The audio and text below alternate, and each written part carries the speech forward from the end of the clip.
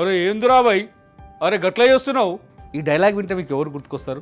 నేరుగా సినిమాల్లో ఫిష్ వెంకట్ గుర్తుకొస్తాడు. ఇవాళ ఫిష్ వెంకట్ మనందరి ముందు లేకుండా పోయాడు. అతని అంత్యక్రియలకు వెళ్ళినప్పుడు అతని స్నేహితులు లేకపోతే బంధువులు చాలామంది కొన్ని మాటలు చెప్పారు. ఫిష్ వెంకట్ కొన్ని దురలవాట్లకు స్నేహితుల వల్ల బానిసైపోయాడు.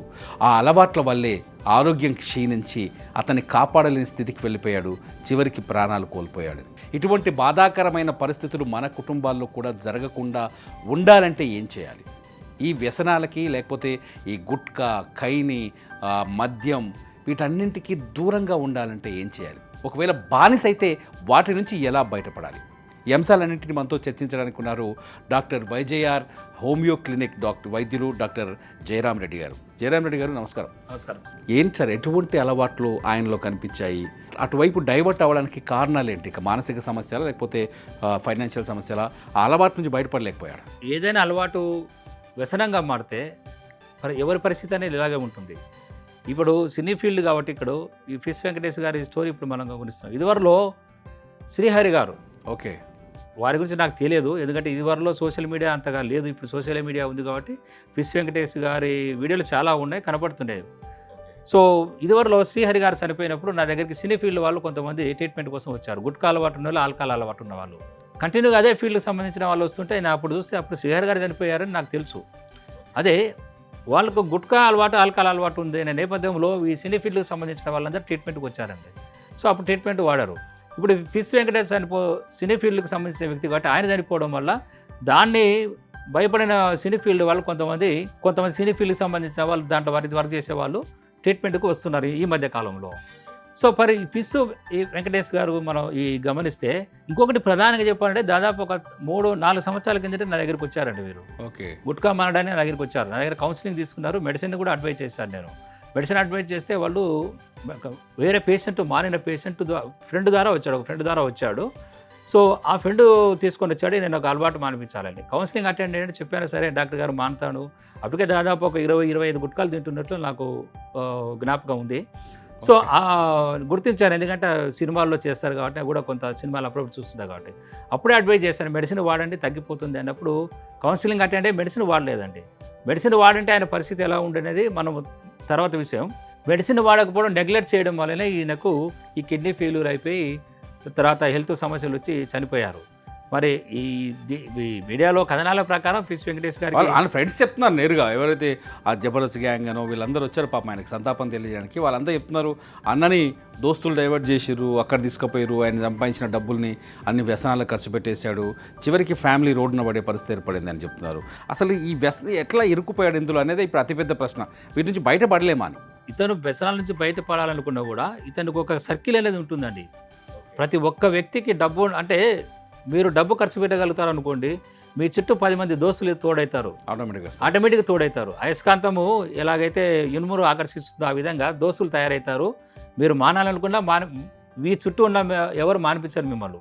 అన్నా మీరు హీరో, మీరు అదే ఇది అని పోవడం వల్ల అయితే మీరు అన్ని ఖర్చు పెడుతుంటారు, సంపాదించిన డబ్బు అంతా ఇలా ఖర్చు పెడుతుంటారు. ఇప్పుడు ఫిష్ వెంకటేష్ గారి పరిస్థితి కాదు, ఏ వ్యక్తి వ్యసనాలు బానిసైన వాళ్ళు కూడా మేము గమనిస్తే డబ్బు ఖర్చు పెట్టే వాళ్ళ చుట్టూ దోస్తులు ఎక్కువగా ఉంటారు. ఎందుకంటే ఖర్చు పెట్టేదంతా ఇతనే కదా. సో కాబట్టి ఈ విధంగా కష్టపడి సంపాదించిన డబ్బంతా ఇలా దోస్తులకని ఖర్చు పెట్టిన తర్వాత ఈరోజు ఏ దోస్తులు ఆయనకు హెల్ప్ చేశాడు? ఆయన కుటుంబ సభ్యులు ఈరోజు వీధిన పడి ఉండొచ్చు, వాళ్ళ పరిస్థితి ఎలా ఉందో నాకు తెలియదు, కానీ వాళ్ళు ఎంతో కొంత ఆర్థికంగా వచ్చే అన్ని రకాలుగా ఇబ్బంది పడుతున్నారండి. సంపాదించే వ్యక్తి సంపాదన ప్రాణాలు పోతే సంపాదన పోతుంది కదా, ఆ కుటుంబం రోడ్డున పడుతుంది. సో పిల్లలు పెరిగి పెద్దగా అయిపోతే పర్లేదు, చిన్నపిల్లలు ఉన్నట్టే వాళ్ళ పరిస్థితి, వాళ్ళ భవిష్యత్తు, వాళ్ళ చదువులన్నీ వెనకబడిపోతాయి, బాల కార్మికులుగా వాళ్ళు తయారవుతారు.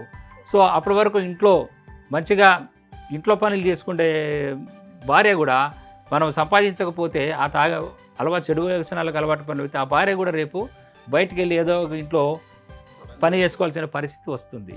సో కాబట్టి రాయల్గా బతికిన ఎన్నో ఫ్యామిలీస్ మేము చూస్తున్నాం సార్. వ్యసనాల కుప్పకూలిపోతాయి.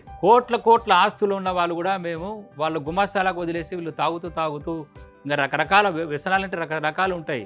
ఈ ఆల్కహాల్ ఉంటుంది, అమ్మాయిల పిచ్చి ఉంటుంది, పేకాట్లు ఉంటాయి. ఈ రకాల బానిస అయిపోయిన వాళ్ళు కోట్ల బిజినెస్లు వదిలిపెట్టి గుమాస్తాలకు, మేనేజర్లకు వదిలిపెట్టి వీళ్ళు ఓనర్లు అయిపోయినారు. వీళ్ళు రాష్ట్రకు అడకతినే పరిస్థితి వచ్చి కోల్పోయిన వాళ్ళు ఎన్నో ఎగ్జాంపుల్స్ మా దగ్గర ఉన్నాయి సార్. అంటే మీ దగ్గర ట్రీట్మెంట్ తీసుకుంటే హోమియో మెడిసిన్ తీసుకుంటే పూర్తిగా అంటే మందు తాగడం మానేయటము, పూర్తిగా గుట్కాను మానేయటం, లేకపోతే డ్రగ్స్ మానేయటం, పూర్తిగా క్లీన్ అవుట్ అవ్వచ్చా, బయటికి రావచ్చా? కంప్లీట్గా రావచ్చు సార్. వ్యసనాలు అనేది ఏంటి, అది మన దగ్గర రావడం లేదు, మనం దాని దగ్గరికి వెళ్తున్నాం, ఫ్రీగా రావడం లేదు, అలవాటు చేసుకుంటున్నాం. సో కాబట్టి ఇప్పుడు రియలైజేషన్ ఎవరు, ఈ వ్యక్తి రియలైజ్ కావాలి. రియలైజ్ అయ్యి డాక్టర్ నేను దీని నుంచి బయటికి రాగలగాలి, నాకు మెడిసిన్ ఇవ్వండి అంటే 100% సక్సెస్, ఎటువంటి అనుమానం లేదు ఇక్కడ. ఓకే. సో అదే ఫస్ట్. ఎందుకంటే ఇక్కడ అదే క్యాన్సర్ అనుకోండి సార్. ఇప్పుడు 100 మంది క్యాన్సర్ పేషెంట్లు తీసుకుందామా సార్, 100 మందిలో ఎంతమంది ఆ క్యాన్సర్ నయం చేసుకోవాలనుకుంటారు? 100 మంది నయం చేసుకోవాలనుకుంటారు. 100 మంది వ్యసనాలు ఉన్న తీసుకుందాం సార్. ఓకే. 100 మంది వ్యసనాలు ఉన్న వాళ్ళు గుట్కా కానీ ఆల్కహాల్ కానీ వీళ్ళని తీసుకుంది. ఎంతమంది బయటికి రావాలనుకుంటున్నారు అనేది ఇంపార్టెంట్ పాయింట్ ఇక్కడ. ఇప్పుడు డాక్టర్లు ఎప్పుడైనా క్యాన్సర్ ట్రీట్మెంట్ అయినా ఇక్కడ ఏంది 100 మంది సహకరిస్తున్నారు, సక్సెస్. ఇక్కడ డి అడిక్షన్ ట్రీట్మెంట్ 100 మందికి మేము ట్రీట్మెంట్ చేస్తున్నాం. అంటే ట్రీట్మెంట్లో కూడా పూర్తి స్థాయిలో పాటించాలి. అట్లీస్ట్ పేషెంట్ పాటించకపోతే కుటుంబ సభ్యులు ఇంట్రెస్ట్ తీసుకొని, అదే నేను చెప్పే సబ్జెక్ట్ ఏమిటంటే సార్, పరోక్షంగా కూడా ఇవ్వచ్చు, పరోక్షంగా కూడా పేషెంట్కు తెలియకుండా కూడా మనం మెడిసిన్ ఇచ్చి, అంటే నాకు మద్యం అలవాటు ఉంది అనుకోండి, సపోజ్ నాకు తెలియకుండా నాకు ట్రీట్మెంట్ చేయొచ్చు. ఇక్కడ ఎవరు ఇంటెలిజెంట్గా ఉండాలా? అలవాటు వ్యసనాలకు అలవాటు పడిన వాళ్ళు ఇంటెలిజెంట్గా ఉండారండి. ఓకే.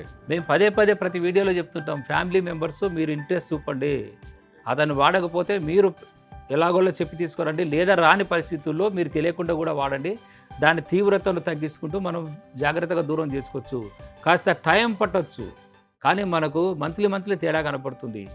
సో ఆ విధంగా ట్రీట్మెంట్ చేసుకోవడం వల్ల మానిపించగలిగితే మనకు ఎలాగో వ్యసనాలన్నీ ఫ్రీగా రావు సార్. మీరు దినసరి కూలింగ్ తీసుకోండి, ప్రతి నెల 6,000 నుంచి 10,000 ఖర్చు పెడుతున్నారు తాగడానికి కానీ, గుట్కాలకు కానీ, సిగరెట్లు కానీ. మరి దినసరి కూరి ఎంత కష్టపడి 10,000 సంపాదించిన దాంట్లో 10,000 ఖర్చు పెట్టి ఇలా చేస్తున్నాడంటే పేదవాడు కాదు కదా, పేదవాడు ఇంకా పేదవాడవుతున్నాడు. ముఖ్యంగా ఫ్యామిలీ మెంబర్స్ దీని మీద అలర్ట్ అయి ఉండాలి, వాళ్ళు తీసుకోవాలి. ఎందుకంటే వ్యసనాలకు బానిసైన వాళ్ళకు వాళ్ళు తీసుకున్నంతసేపు ఆనందం ఉంటుంది. వ్యసనాల్లో బయటికి రావాలంటే పాజిటివ్ వేలో ఎలా రావాలి ఏమిటి అనేది మేము కొన్ని ట్రిక్స్ చెప్తాం. ఆ ట్రిక్స్ ప్రకారం మెడిసిన్ వాడుతూ ఫ్యామిలీ కౌన్సిలింగ్ ఇవన్నీ ఉంటాయి సార్. ఇవన్నీ అప్లై చేస్తే వ్యసనాలను తప్పకుండా మానిపించవచ్చు. మీ ఫ్యామిలీ మెంబర్స్, ముఖ్యంగా మీ భర్తో, తండ్రో, తమ్ముడో, లేకపోతే మీ బంధువుల్లో ఎవరో ఒకరు ఈ వ్యసనాలకి, మద్యం, సిగరెట్, గుట్కా ఇటువంటి వ్యసనాలకి బానిసైతే వాటి నుంచి వారిని తప్పించడానికి మీరు సీక్రెట్గా వైద్యం చేయించవచ్చు. ఎలా చేయాలి అని మీరు ఆలోచిస్తే వెంటనే స్క్రీన్ పైన ఉన్న నెంబర్కి కాల్ చేయండి. డాక్టర్ జయరామ్ రెడ్డి గారు స్పందిస్తారు. ఆన్లైన్లో కూడా మీరు ట్రీట్మెంట్ తీసుకోవచ్చు, నేరుగా ఆయన దగ్గరికి వెళ్ళి కన్సల్ట్ చేసుకోవచ్చు. ఎవరైనా వ్యసనాల నుంచి మీ ఫ్యామిలీ మెంబర్స్ని పడేయాలంటే వెంటనే జయరామ్ రెడ్డి గారికి ఫోన్ చేయండి. Thank you very much sir. అవశ్యం.